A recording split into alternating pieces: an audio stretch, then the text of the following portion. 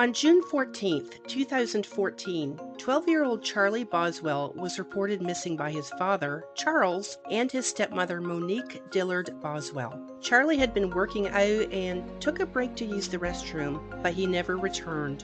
For all accounts, according to his father, this is not the first time that Charlie had run away. When he was 11 years old, Charlie had disappeared and was found 3 hours later wandering around his Detroit, Michigan neighborhood. Charlie was returned home that day and life went back to normal. That is, until he disappeared for a second time just 1 year later.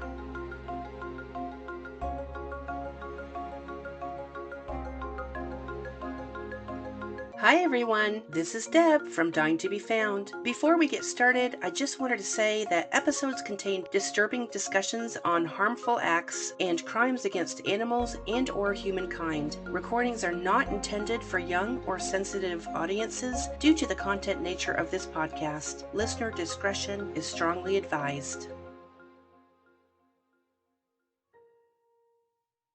Hi everyone, this is Deb, your host from the true crime podcast Dying to Be Found and Dying to Be Found the Dash. Thanks for joining me today, where I give you a collection of short true crime events. After you're done listening here, be sure to head on over to Dying to Be Found, wherever you get your podcasts, and listen to in-depth discussions with my family members. That's right, we have 2 podcasts, so be sure to check both of them out and tell your friends. In the meantime, let's get started, where today you're going to hear about Charlie Boswell, a 12-year-old boy who, for 11 days, had gone missing from his home in Detroit, Michigan.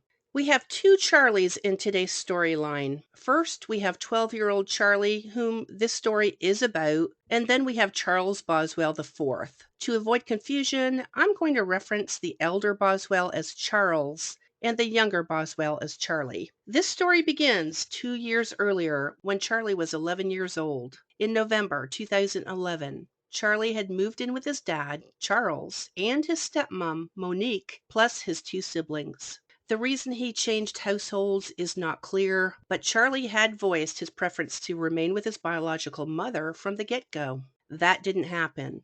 Instead, for the next 2 years, Charlie lived with his dad and was homeschooled, but not like you would think.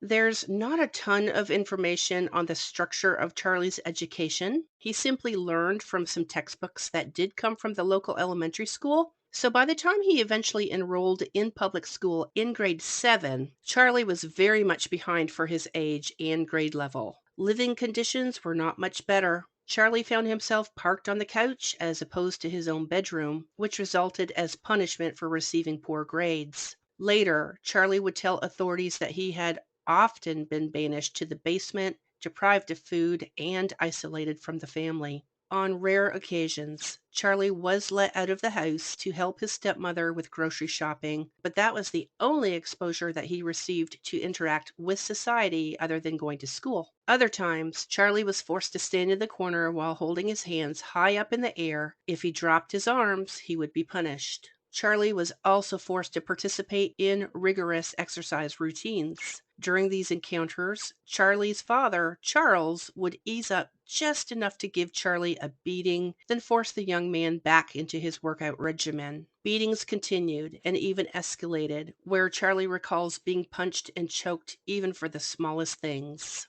When Charlie was 11, he simply couldn't take this abuse anymore. He left his house, wandered around his neighborhood for around 3 hours before police picked him up and took him home again. Charlie's running away did not go over well with Charles and Monique. After he was returned home, Charles forced him to lie down on the dining room table to take a beating with a PVC pipe.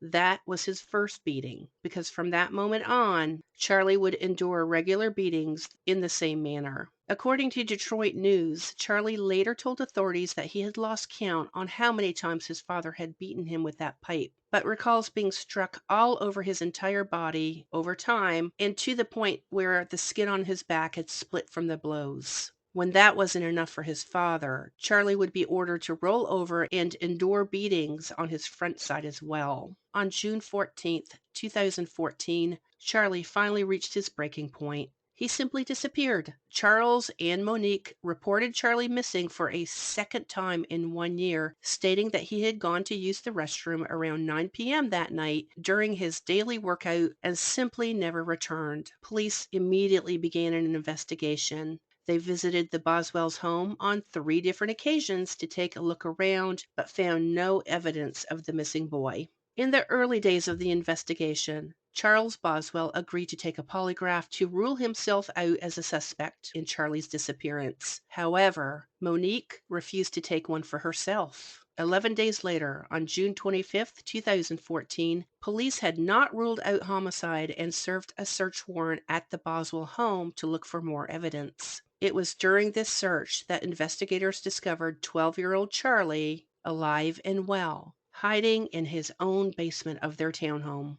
The basement was filled with clutter, with storage boxes 6 feet high. It was difficult to sift their way through everything and make any kind of headway. After about 1 hour, police found food squirreled away behind some of the debris. Authorities took out their flashlights to take a closer look, and imagine their surprise when they found Charlie peering back at them from behind a stack of boxes plus a 55-gallon drum. Before his discovery, Charlie had not given any indication that he was present in the basement, and it even appeared to be hiding when police began looking around. It's not clear if Charlie had been there for the past 11 days or not, but after he was discovered, Charlie was taken to the hospital and medical staff found positive signs of child abuse. It was then that Charlie told his story that he was beaten regularly and his stepmother had threatened to murder him in the past. A lot of this case can be considered a he said, she said situation, but neither side's truth should be discounted here. And I want to kind of talk about how when I was researching this case, I found myself understanding both points of view. You'll have to decide for yourself here on whose story is most reasonable. So let's start with young Charlie's accounts of events. Charles was arrested for this incident when Charlie disappeared, which I will explain in just a moment, but I will say that Charlie showed bravery when he testified against his own father in court. Charlie testified that Monique had banished him to the basement after he did not complete his 2-day exercise regimen. According to the Associated Press, Charlie was required to complete a list of exercises within 1 hour or he would face consequences.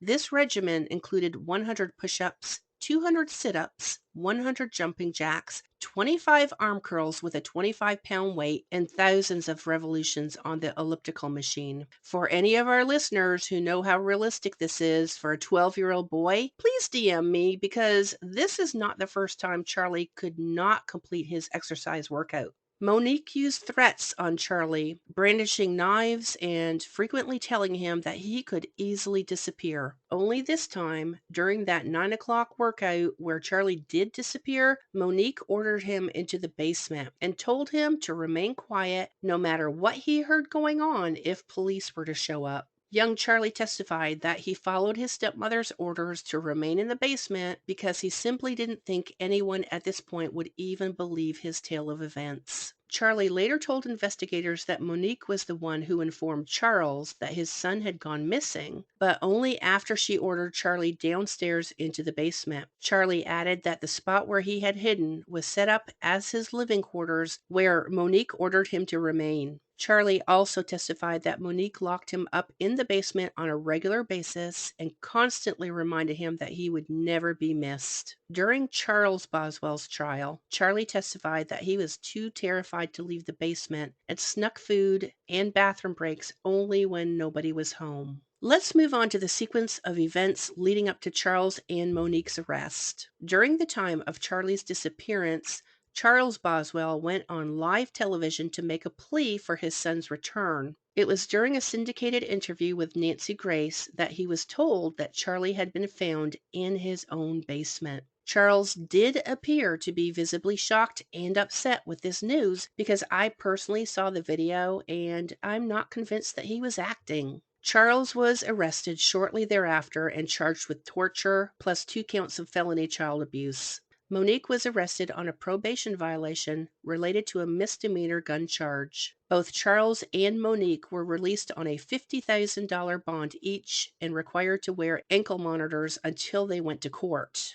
Although he testified during his trial that Charlie's accounts were a fabrication of events, Charles denied that he ever beat up his son, let alone using a PVC pipe. Charles' argument about the rigorous workout routines was that his son Charlie had asked for help to lose weight. Charles' defense team argued that the 11 days where Charlie had gone missing, the police and FBI agents had been in his home numerous times. They'd even gone into the basement to take a look around. At no point during these visits did Charlie call out for help or let investigators know he was present.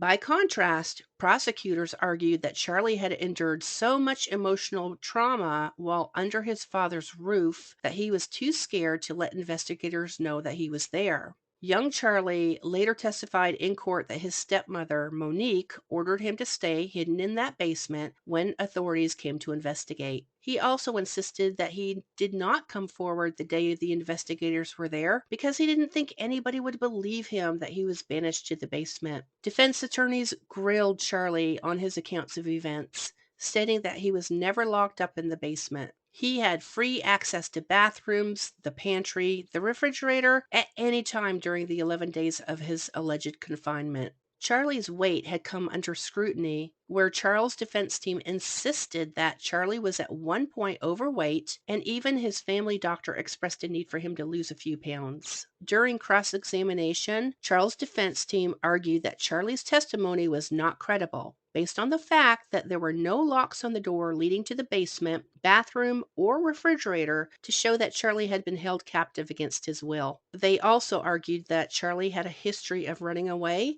and that any rigorous exercise regimen was instilled due to Charlie's obesity. Charlie did not deny he was overweight when questioned. Additional behavioral problems were also brought into question, including an incident where Charlie was thought to have caught the Boswell's house on fire. Charlie adamantly denied these allegations during court. Now, the judge had a tough decision to make here because he did voice discrepancies from the accounts on both the prosecution and the defense. Ultimately, the judge ordered Charles Boswell IV and his wife Monique to stand trial for child abuse, not torture, based on photos that were taken after Charlie was found. Charlie was severely underweight and also showed signs of bodily injury. During his medical examination, hospital staff found a half-circular scar on Charlie's chest, which Charlie said he received after his father drove that PVC pipe into his skin. The original torture charges were dismissed when Charles eventually took a plea deal to fourth-degree child abuse, which is a misdemeanor. During this deal, Charles openly admitted that he had indeed hit his 12-year-old son Charlie with a PVC pipe. This plea deal was quite fortunate for Charles and Monique because they had just escaped a life term behind bars. Charles was facing up to 10 years behind bars when he made the deal, but was eventually sentenced to 18 months on probation. He was ordered to take anger management classes and was given a no-contact order for Charlie. Charlie was returned to his biological mother. Charles and Monique's two other children were placed in foster care. And in case you're wondering how Monique made out here, her file was somehow lost in the shuffle, and prosecutors decided not to pursue any charges against her. So that's the story of Charlie Boswell, the 12-year-old boy who disappeared for 11 days and was found in his own basement. Be sure to write me and let me know what you think of this episode and any of our other episodes on Dying to be Found the Dash. You can also head on over to Dying to be Found, our other podcast with the newly founded Sound Slice Podcast Production Network, where I get together with my family members and tell them a tale or two. If you're a true crime podcaster and want a chance to highlight your own podcast here on Dying to be Found the Dash, email me at dying@gmail.com and I'll send you more information on collaborating.